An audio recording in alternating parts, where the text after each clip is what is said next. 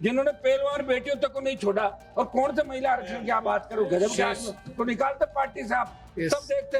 आज एक minute last सभापति जी, एपस्टीन का जो मामला था उसमें तो आपके एक मंत्री का नाम आ गया था। भाई जी मैं राष्ट्रीय लोकतांत्रिक पार्टी की तरफ से निशिकांत जी अवैसी जी प्लीज, भाई जी प्लीज, यस शुरू करो। निशिकांत बाबू दोनों एक हो। समझ महोदय, मैं राष्ट्रीय लोकतांत्रिक पार्टी की तरफ से स्पष्ट करना चाहता हूँ कि हम महिला आरक्षण के पक्ष में हैं और महिला वर्ग को सम्मान मिले, महिलाओं को उचित राजनीतिक प्रतिनिधित्व मिले, ये हमारी विचारधारा भी है।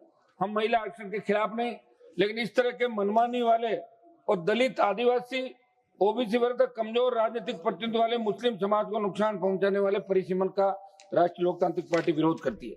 महोदय, इस सदन में वर्ष 2023 के अंदर जब नारी शक्ति वंदन विधेयक लाया गया, तब हमने उस वक्त भी महिला आरक्षण समर्थन किया था और सरकार से पूछा कि इस आरक्षण को कब और किस रूप में लागू किया जाएगा। तब सरकार ने जवाब दिया कि जनगणना के बाद इसे लागू करेंगे, और हम सभी विपक्षी साथियों ने जातिगत जनगणना की मांग उठाई। इस पे भी सरकार को सहमत होना पड़ा, लेकिन अब जातिगत जनगणना से पहले आप ये परिसीमन विधेयक लाकर दलित, ओबीसी और मुस्लिम वर्ग के हक और अधिकारों पर प्रश्न खड़ा कर रहे।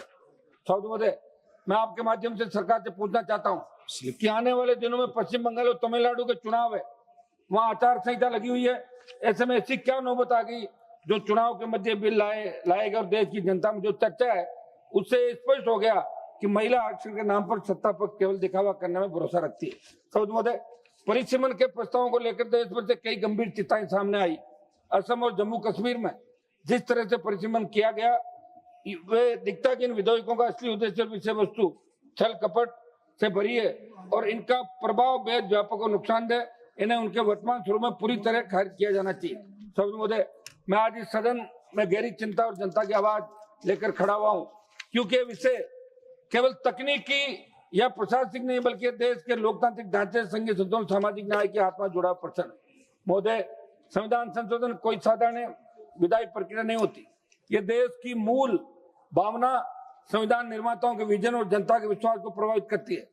लेकिन आज जो 131वां संशोधन विधेयक लाया गया, उसमें कई ऐसे प्रावधान है जिनसे आशंका पैदा हो रही है कि सामाजिक न्याय की नींव, विशेषकर ओबीसी, एससी और एसटी वर्गों के अधिकार कमजोर किए जाते हैं। इसलिए मैं मंत्री जी को यह भी कहना चाहता हूं कि आप ये नहीं भूलें कि हमारा संविधान बाबा साहब डॉक्टर भीमराव अंबेडकर जी और हमारे संविधान निर्माताओं की मेहनत, संघर्ष और दूरदृष्टि का परिणाम है।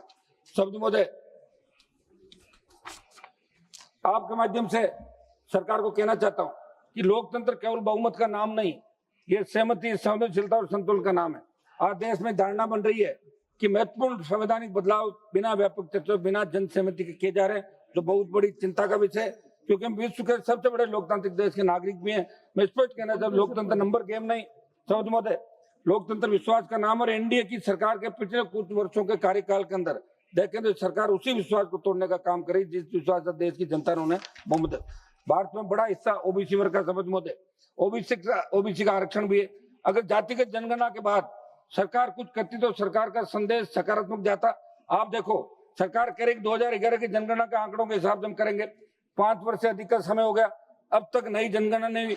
कुछ समय पहले ही प्रारंभ हुई। आप ये तो 2011 की जनगणना के आधार पर कर रहे हो, मगर देश में कई योजनाएं, विशेषकर गरीबी जुड़ी योजनाओं, जनगणना के आंकड़ों के हिसाब चलती है। और 2011 के बाद जनसंख्या बढ़ी, मगर आपने गरीबों के लिए लाभों की सीमित योजनाओं का लाभ देने में क्यों नहीं सोचा कि जनगणना का इंतजार किए बिना जनता को उन योजनाओं का लाभ प्रदान करें जिसकी वास्तव में उन्हें जरूरत है।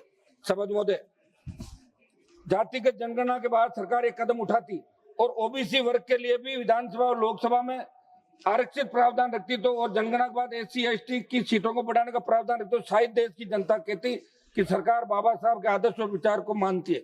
मगर जनगणना में देरी होगी, इसलिए हम ये बिल लाए। इस देरी की जिम्मेदार भी सरकार। इसलिए मैं प्रधानमंत्री जी को पूछना चाहता हूँ कि सबसे बड़ी बात यह है कि इतने बड़े संवैधानिक बदलाव बिना व्यापक चर्चा और सहमति क्यों लाए जा रहे हैं। चर्चा समाज लोकतंत्र का हिस्सा, मगर न राज्यों से समाज, न सभी दलों से सहमति। सिंगल मेंबर पार्टी को तो बुलाया नहीं आपने, न जनता जरा है। क्या आपकी यही वो तरीका जिसे आप लोकतांत्रिक व्यवस्था का हिस्सा बता रहे हैं? समझ महोदय, मेरे से पूर्व कई सदस्यों ने कहा कि हमारा लोकतंत्र व्यक्तिगत वोट मूल्य के सिद्धांत का आधार है। ये एक न्याय संगत सिद्धांत है। जो आदरणीय बाबा साहब भीमराव अंबेडकर द्वारा निर्मित हमारे संविधान के नीति है, यानी प्रत्येक नागरिक को एक वोट देने का अधिकार, उस वोट का मूल्य बराबर है, चाहे किसी गरीब का वोट है, करोड़पति का, महिलाओं का, पुरुष का, चाहे वो नागरिक किसी भी राज्य में निवास करता हो, सबके वोट का मूल्य बराबर है। सिद्धांत हमारे लोकतंत्र की बुनियाद है। माननीय काशीराम जी ने भी कहा था कि जिसकी जितनी संख्या भारी उसकी उतनी हिस्सेदारी का नारा दिया था, यानी राजनीतिक प्रतिनिधित्व जनसंख्या के आधार पर होना चाहिए। सभापति महोदय, 2011 की जनगणना के अनुसार मैं राजस्थान की बात करूं, जहां से मैं आता हूं, जनसंख्या 6.85 करोड़ थी। राजस्थान में 6.85 करोड़ को 14.20 लाख की जनसंख्या प्रति लोकसभा विभाजित करने पर 48 लोकसभा निर्वाचन क्षेत्र बनता है, परिसीमन होता है। लेकिन आप जो कर रहे हैं, एक मिनट साहब, आप जो कर रहे हैं इससे 10 लोकसभा की सीटों का नुकसान होगा। आप जवाब दें कि इस विषय में राजस्थान की जनता सरकार की मंशा को जान सके। तो महोदय, मेरा कुछ सुझाव है, क्या इन विधेयकों को लाने से पहले पर्याप्त पब्लिक कंसल्टेशन लिया गया, बिल को जल्दबाजी में लाया गया, जिससे सांसदों को अध्ययन का समय नहीं मिला, एक दिन पहले बिल मिला था, आपने ऐसा क्यों किया? देश की जनता के मन में प्रश्न है कि क्या बिल संविधान के मूल अधिकारों का उल्लंघन करता है? कई राज्यों की बड़ी शंका है कि सरकार का एक कदम क्या संघीय ढांचे को कमजोर करता है। क्या सरकार दक्षिण भारत और अन्य संतुलित जनसंख्या वाले राज्यों के हितों की रक्षा करेगी? क्या सुनिश्चित किया जाएगा कि संसद में प्रतिनिधियों का संतुलन बिगड़ा नहीं?